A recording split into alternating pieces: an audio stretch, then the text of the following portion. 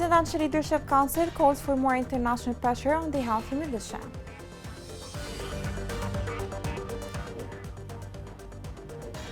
Failure to extend the UN-backed truce could complicate the conflict in Yemen.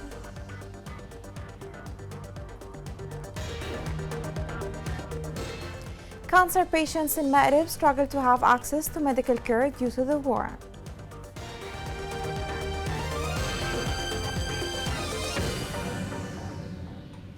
Welcome to Yemen Today TV. This is the English news with me, Roshan Fouad. The UN Security Council will hold tomorrow its monthly meeting on Yemen. It is expected that Hans Grunberg, the United Nations Special Envoy for Yemen, will give a briefing to the Council addressing the developments of the humanitarian truce, which ended on the 2nd of October. Grunberg will also address international efforts to reactivate the truce.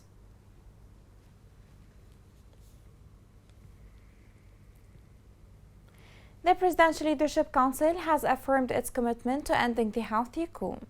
According to the Council, Yemen can never remain a hostage with the rebel militia, and that the international community should take more firm measures against them. The following report gives more details. The Iranian-backed Houthi militants' political pressure was once again rejected by members of Yemen's Presidential Leadership Council, who urged the international community to put pressure on them to accept peace. The deputy head of the PLC and the chargé d'affaires of the Indian embassy in Yemen, according to official sources, spoke about the recent military escalation and the militia's inflexibility of all international efforts to extend the ceasefire, which ended on October 2. He also warned that the militias are dragging the country due to their inflexibility and insistence on continuing the war against the Yemeni people, strictly in pursuit of Iran's agenda. Over 1,000 Yemenis, including soldiers and civilians, have died as a result of Houthis violating the truce. Therefore, this led to the failure to extend it. U.S. Special Envoy for Yemen Tim Linderking will travel to the region to support intensive UN-led negotiations with Yemeni parties to reach agreement on truce extension and expansion for the sake of Yemenis. In addition, UN Special Envoy Hans Grunberg concluded his visit to UAE, where he met the diplomatic advisor to the President Anwar Gargash. During the meeting, the two sides discussed the recent developments in the crisis in Yemen and the international efforts to find a peaceful solution. Hundreds of thousands of people have died directly from fighting as well as indirectly, and millions have been displaced in what the UN has called the world's worst humanitarian crisis. However, the truce has also helped drop civilian casualties by 60%, and civilian displacement has decreased by over 50% during the 4-month truce. 80% of Yemen's population, or 24.1 million people, are in need of humanitarian assistance and protection as a result of the conflict, with more than 14 million of them in an urgent need. In addition, the United Nations estimates that 377,000 people have died in war as of the end of the previous year. The international community should intensify efforts to reach a resolution for the Yemeni conflict. The failure to extend the Yemen's truce could push the country into another chapter of violence and complicate the political and military solution in the country. The following report has more details. After a rare 6 months of relative calm, Yemen's warring sides last week failed to renew a truce deal, with calls from the United Nations for an extension falling on deaf ears. The Yemeni government accused the Houthi rebels of seeking to return the country back to a state of war and expanding its scope to include threatening navigation in the Red Sea and international oil interests in Yemen and the region. The country's Iran-backed Houthis and the government had agreed on a nationwide truce in April, the first since 2016. The 2-month truce was renewed twice, but came to an end last week over Houthis' demands as regards to public sector wages. U.S. Special Envoy for Yemen Tim Linderking in a statement said the Houthis impose impossible demands that the parties simply couldn't reach. On a larger view, the reasons behind failing the truce may turn back to Iran. The latter is under immense pressure amid raging protests at home and might be trying to keep Gulf rivals occupied with Yemen's conflict. The few months of ceasefire were a breath for millions of Yemenis who in the last 7 years of conflict were driven to acute need, according to the United Nations. The United Nations added that the last period of peace saw the monthly rate of people displaced internally dip by 76%, and the number of civilians killed or injured by fighting lowered by 54%. Yemen has been described by the United Nations as the world's biggest humanitarian crisis. The Houthis have already warned investors to steer clear of Saudi Arabia and the United Arab Emirates as they are fraught with risks, a message seen as a direct threat. Yemen's Iran-backed Houthis have previously launched attacks on the oil-rich countries, mainly targeting oil fields and key airports. Foreign Minister Ahmed Awad bin Mubarak discussed with the Swiss Special Envoy for the Middle East, Wolfgang, the developments that's occurring in Yemen. Bin Mubarak touched on the negative position of the Houthi militia towards extending the truce. For his part, the Swiss envoy affirmed his country's support for Yemen's security and stability. U.S. Special Envoy for Yemen Tim King met Under Secretary of the Foreign Ministry for Diplomatic Affairs in Oman. The two sides reviewed the efforts exerted to support the Yemeni parties to reach a political solution that guarantees security and stability for Yemen and the region. Malaysia has expressed concerns over missed opportunities to continue the UN-brokered ceasefire in Yemen. Malaysia urged all parties to continue to give priority to resolving the conflict peacefully through dialogue without any preconditions. It called for exercising self-restraint and taking wise measures to stop any escalation.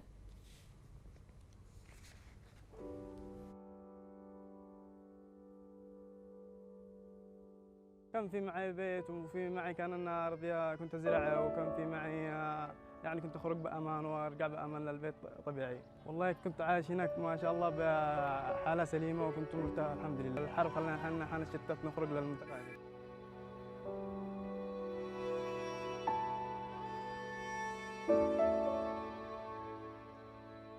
بسبب أولاً لما انتقلت من هناك لهنا أولاً حطينا المشاكل هذه ونحن من المنطقة الوسطى. كان هنا في عدو هنا في عدو ونحن من المنطقة الوسطى. لازم أن أخرج أهلي وأخرج نفسي بسلامة من هذا المكان. والله أول ما وصلت لهنا أولاً جلست يعني جبت لي عيدة وجبت لي كان في معي طربل صغير. عملت الطربل هذا. أولاً كنت ما فيش معي أي حاجة ظللت تحته. أولاً ثاني ما كنت يعني لما أنام أولاً إن أنا أحاول أخلي أول الجهال وضعك يعود المكان هذا ما فيش معنا نفس مكان. African migrants in Yemen continue to suffer despite the United Nations interventions. The war in the country has aggravated their suffering and made them subject to violations and recruitment, especially in Houthi-controlled areas. This report has more details. Yemen used to open its arms to migrants throughout the years, Ethiopians and Somalians and other countries. Yet, since the start of the conflict with the hard living conditions, it's not as safe as before for the migrants. And despite this fact, at least 28,000 people have crossed from the Horn of Africa to war-torn Yemen in the first 5 months in 2022. The rise in arrivals is cause for alarm in a country now grappling with its 8th year of the conflict. In Ma'rib, 25 kilometers from one of the conflict's front line, there are 4,000 stranded migrants, unable to continue their journey onward or return back. A variety of factors may be influencing this year's increase, including a loosening of travel restrictions and the security situation in Ethiopia, where most migrants originate from. Therefore, the UN has arranged the return of more than 1,080 migrants from Yemen this year. Yemen's first UN migrant flight leaves Sana'a airport. The UN's International Organization for Migration, IOM, arranged the voluntary return of more than 1,080 mostly East African migrants from Yemen in 2022, all from airports controlled by the Yemen's internationally recognized government in Aden and Ma'rib. Many of the passengers flying from Sana'a to Addis Ababa on Tuesday were unaccompanied minors and people with medical conditions. About 43,000 migrants are thought to be stranded in Yemen, almost all arriving with the intention of traveling north to neighboring Saudi Arabia. Migrants are regularly killed in crossfire, detained or enlisted as fighters by Yemen's warring factions. More than 40,000 landed on Yemen's shores this year, according to the international organization Migration. A third of them are women and children. Those arriving are mostly escaping from conflicts, famine and strict governments that have long gripped several countries across the Horn of Africa, including Somalia and Ethiopia. And even their safe place now is in danger, where Yemenis and non-Yemenis are affected. Will they get the needed help before it gets worse? This is what we hope for.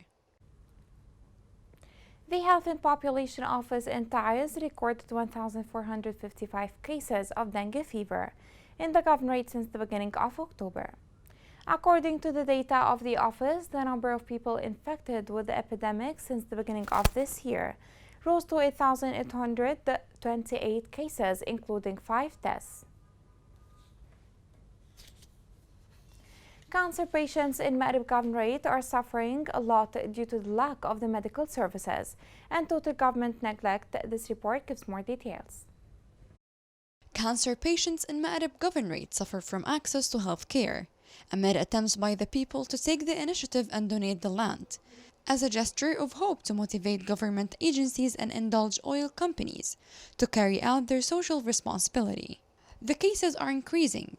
This disease that kills hundreds of citizens. And to alleviate the suffering of patients, the people of Ma'rib took the initiative by donating the land in favor of establishing a center for the treatment of cancerous tumors in Ma'rib Governorate.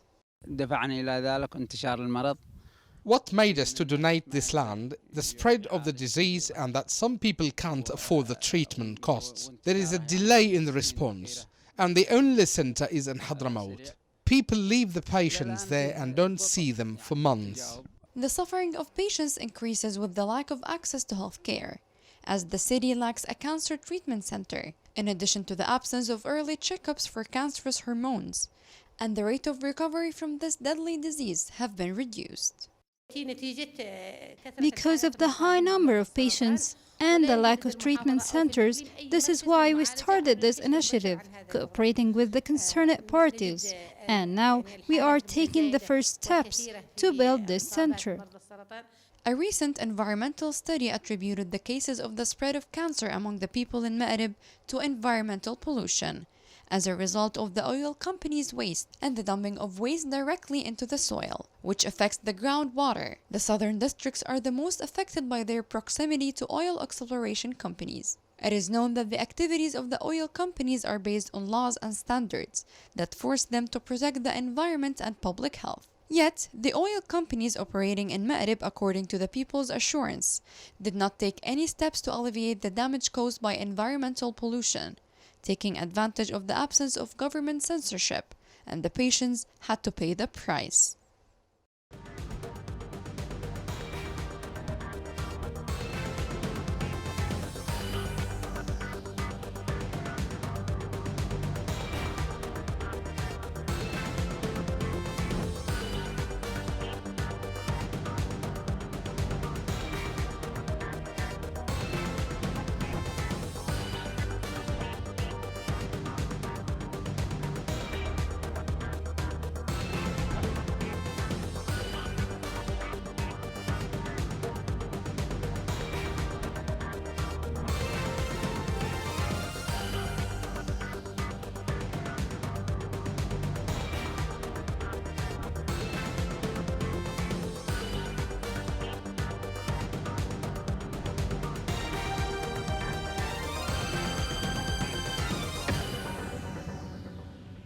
Coming next.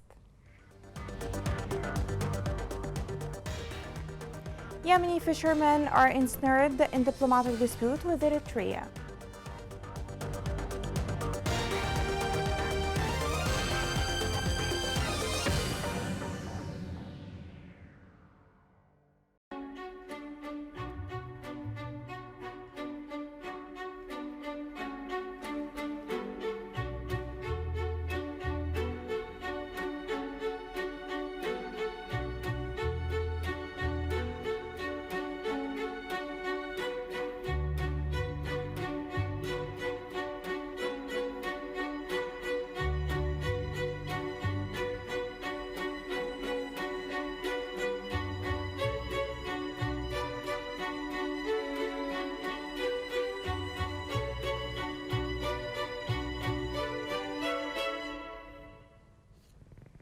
Welcome back.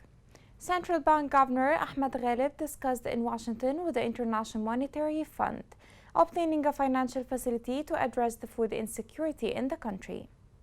Ghalib stressed that Yemen is one of the countries most affected by this war and its repercussions in the rise in international prices, which affected the humanitarian situation in the country.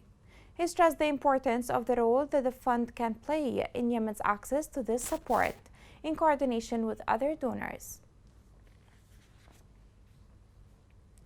The Gulf of Aden Ports Corporation warned of an environmental disaster in the port of Aden as a result of neglect. The foundation indicated that 4 ships belonging to the overseas shipping company are anchored in the port of Aden in a way that threatens navigation in the port, calling for their disposal.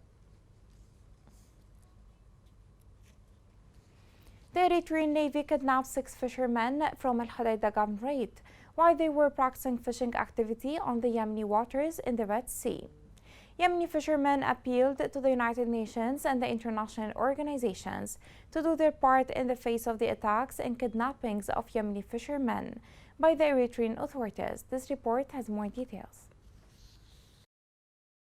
The tragedy of fishermen in Hodeidah and the liberated areas is still forgotten, and the suffering of the fisherman who is subjected to the most heinous violations in Yemeni regional coasts by Eritrean piracy, without any government action to rescue the fishermen in Eritrean prisons, the last of which was 6 fishermen who were exposed to piracy on Hanish Island in the Red Sea. The pirates loot boats and they fight with fishermen. Yesterday they caught 6 of our friends. Even when I went now to the sea, I found them, and I felt I won't go back to my home. Despite all these tragedies, the fishermen keep fighting to survive and to maintain the livelihood of their families. But they face other tragedies, which are the high prices and the negligence of the government, in addition to the wind and waves that came to destroy the boats of these poor fishermen. The Houthis took over the north of the country, and most of fishermen exist in Al Khoukha Directorate. So the number of fishermen increased due to the displacement of the northern fishermen to Al Khoukha. So it's considered now the largest gathering point of fishermen among the liberated areas. We wish the local authorities consider this and give some attention to Al Khoukha.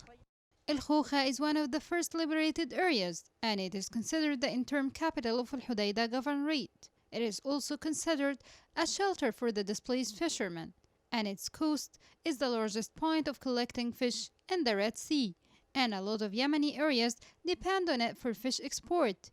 And instead of appreciating the efforts of fishermen, they are neglected, and all of them wish the government would facilitate their situation and get rid of whatever obstructs them.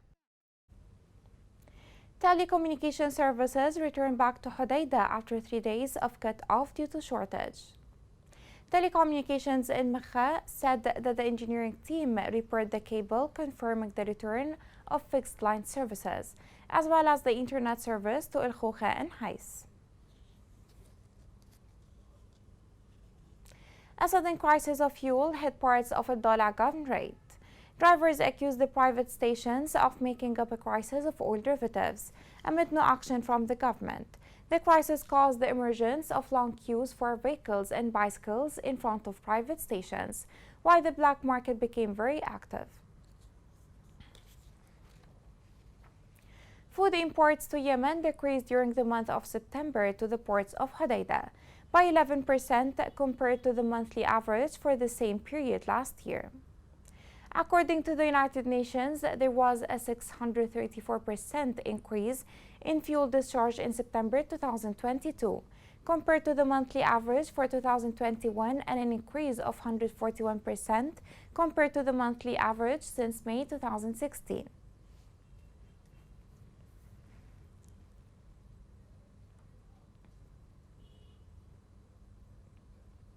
Here is a reminder of the main headlines. Presidential Leadership Council calls for more international pressure on the Houthi militia.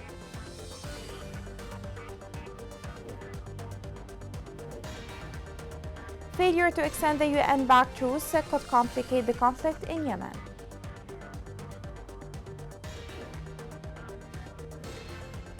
Cancer patients in Maghreb struggle to have access to medical care due to the war.